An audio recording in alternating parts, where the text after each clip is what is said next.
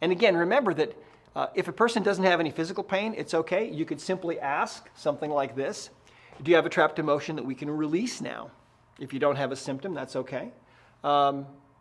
Let's ask that question right now. Do you have a trapped emotion that we can release now? And her body actually says, yes, let's release another one, okay?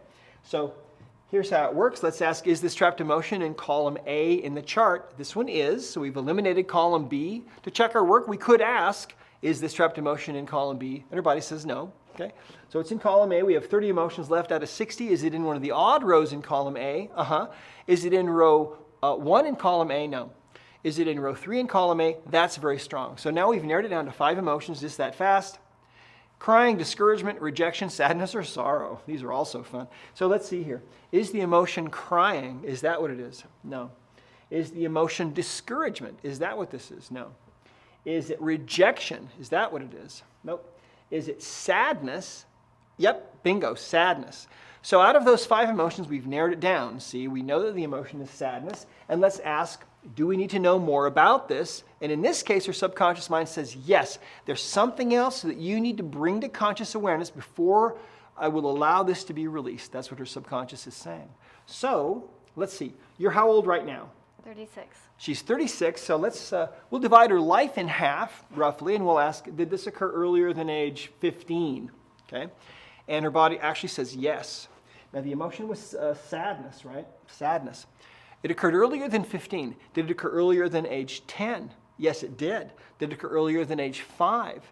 Yes, it did. So we're going way back, right? Did this occur earlier than birth? No.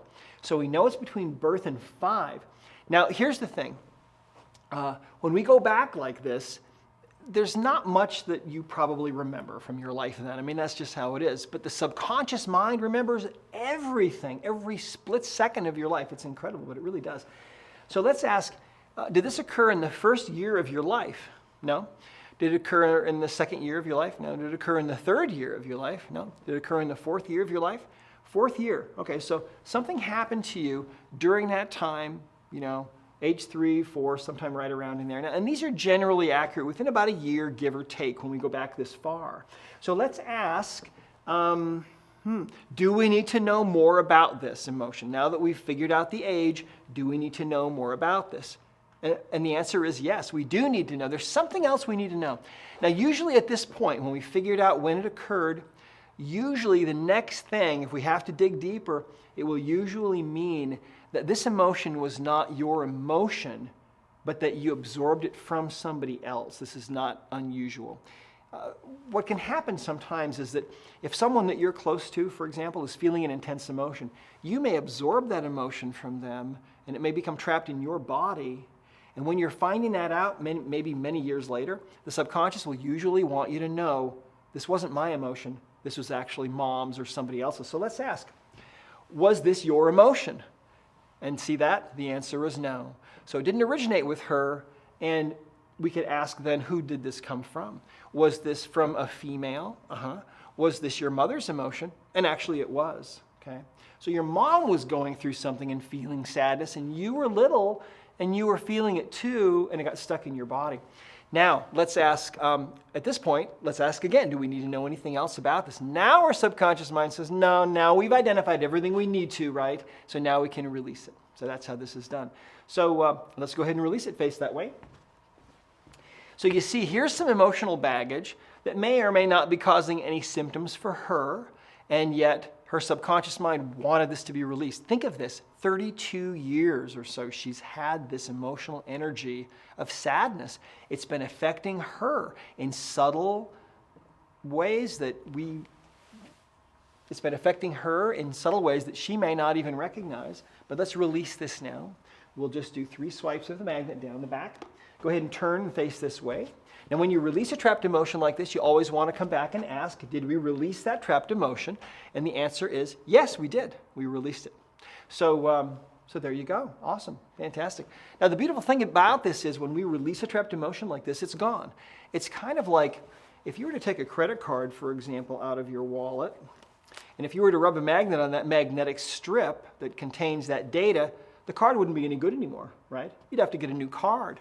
And it's the same thing here. What we're doing is we're erasing that emotional energy that's trapped in the body by using the magnets or fingertips, okay? One thing that you always want to let people know, and that is that when we release emotional baggage like this, the body will go through a processing period that goes for a day or two. And most of the time, people don't notice any symptoms from that processing. But you might, okay? You might notice that you may cry, all right, more than you normally do. You might feel kind of emotionally up and down. You might have vivid dreams. You might need to sleep more. Or you might feel like you can't sleep. We never know what the symptoms might be. But what's happening is the body is processing the release of that emotion. And so you might feel some echoes of that emotional energy as the body is really processing. Okay. So one of the things that I want to explain is that the intention that you have when you're releasing that trapped emotion is to release that emotional energy. And one of the beautiful things that we have found is that when we release these trapped emotions in this way, they don't ever come back. They're gone. Kind of like the credit card example. When you rub a magnet on that credit card magnetic strip, that data is gone. It's not coming back. Same thing here. It's important to believe that what you're doing is going to work and help that person. And what the magnets do is they essentially magnify that intention that you have to release that trapped emotion. It's important to have love for the person that you're working with. You want to have a heart full of love for them, and you also want to have a heart full of gratitude if you can.